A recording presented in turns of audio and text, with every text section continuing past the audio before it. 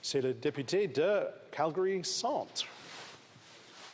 Merci beaucoup, Monsieur le Président. It is my honor to rise in this Canadian House of Commons today to pay tribute to our departed and long-serving sovereign, Queen Elizabeth II.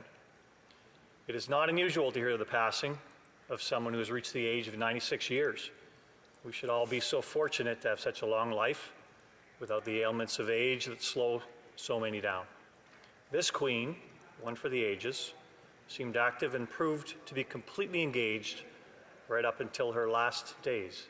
Indeed, she carried out one of her most important duties, asking the new British Prime Minister to form an administration to govern the United Kingdom a mere 2 days before her passing. This was a duty she had carried out 15 times. In Canada, she welcomed 12 prime ministers.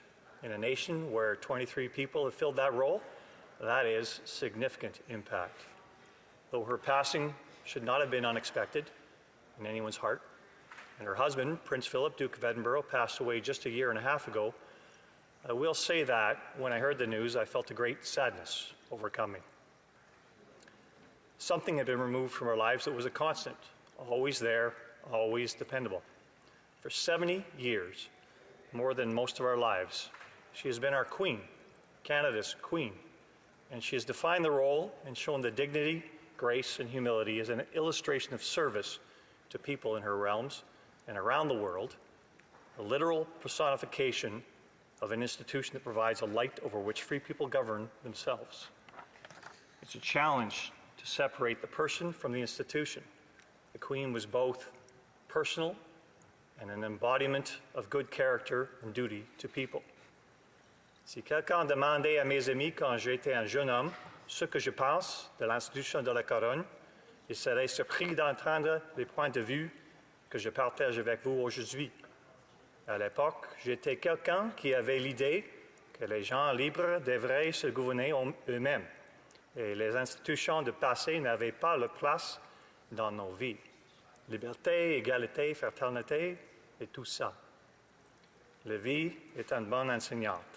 Et on nous a montré un très bon exemple.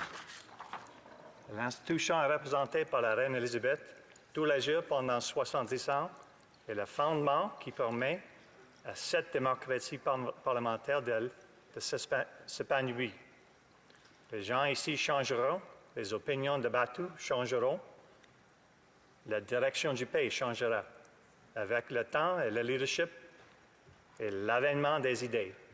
Mais l'institution de la monarchie nous lie, de sorte que même si tout autour de nous peut changer, notre lien en tant que peuple uni à un rocher sur lequel il se tient.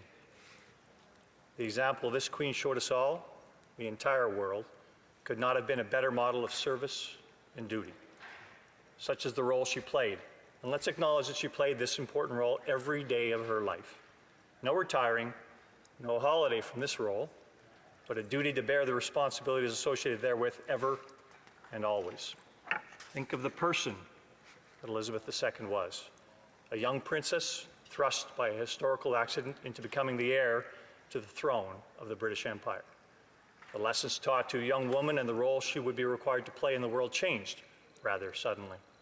Friends changed, expectations changed, and her father passed away when she was still a young woman.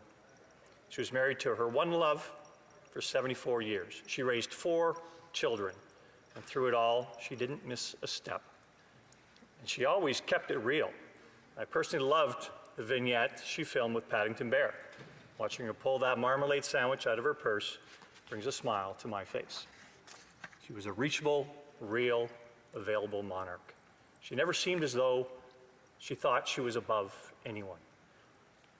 We all have our personal touch points. Mine was when she visited Edmonton during the Commonwealth Games in 1978. As successful as she presented herself, the city watched Her Majesty in awe. We were so honored to host her. Peace. We all strive to have peace in this world. I think of the strife that Britain overcame in her lifetime and her role in making peace with parties that had caused her own family immeasurable suffering.